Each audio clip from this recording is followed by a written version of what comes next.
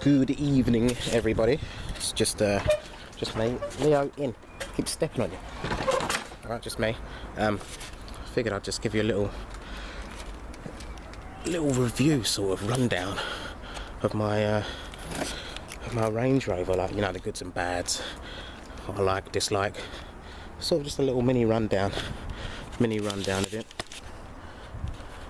What it's like to own and all that jazz. Because I do love my cars. I do love my cars. And this has definitely been a favourite of mine. So it's it is a 2005 Range Rover autobiography, which is the when it was brand new, it was the daddy.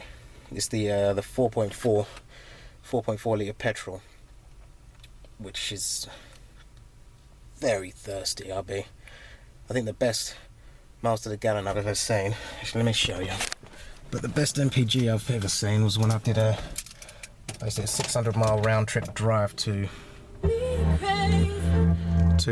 Wales with Katie. We were down there for a week, and the best MPG I've ever seen was 18 miles to the gallon. That was motorway driving. My day to day isn't so great. I know this car averages, they say it averages out at about 12 or something like that, but my average MPG, if you can see it right there, 10.3 miles to the gallon it gets. That's like basically city driving, so I don't really do any motorways. So it is it's a thirsty old girl. But once you look past that, it is absolutely amazing. I mean, I'm hard pressed to think of any car you could buy for the same year, for the same money, that has the same sort of kit and delivers the same sort of ride and just comfort and luxury that this does. The only one I can think of, off the top of my head, that I'd say is better would be the Audi A8, the 6 litre W12. That's mostly because, I mean, you can own it's basically a Bentley without the fancy dress, isn't it? That Audi. That is the only one I can think of that would trump this for year and spec and just all round performance. But obviously the Audi will come with bigger bills. I mean, I've had this for about 15 so months now, and it's not been without its faults. I know Range Rovers they're notorious for their lack of reliability, and this one has not been too reliable.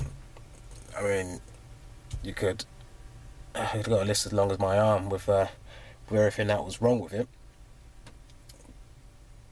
But it's the good and bad, isn't it? It's such a good car that it sort of counterbalances how much money you have to plow into it, because everyone knows that as soon as you pick one of these up, you will be plowing money into it.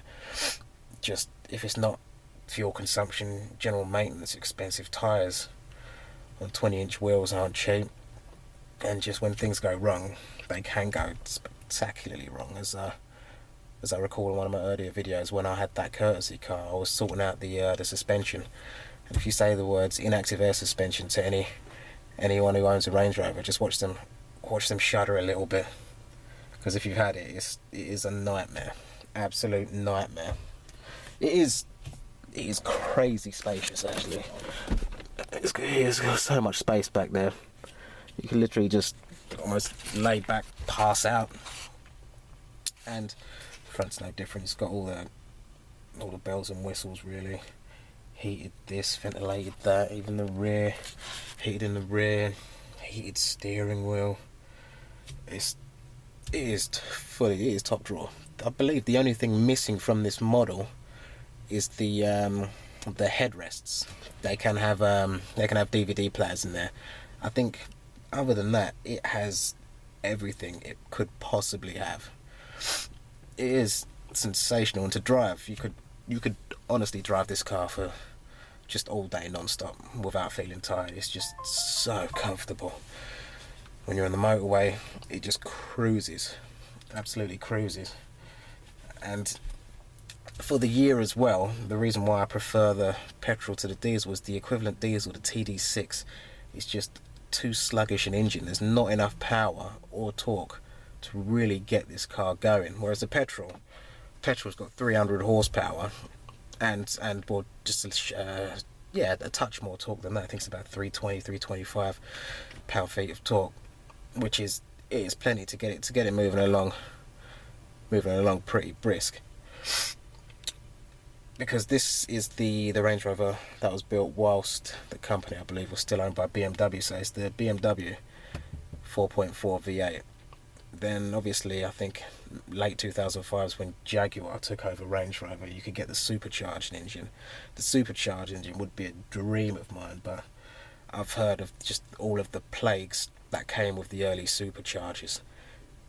I mean, just because I know someone who owned one, and the issues they had with it from day one, from brand new as well, the issues they had were just monumental, to the point that 5 years later, when they decided to pack it in and buy another one, Land Rover actually gave them like about a 10% discount off a new car, just because of how bad the early supercharged Range Rovers were.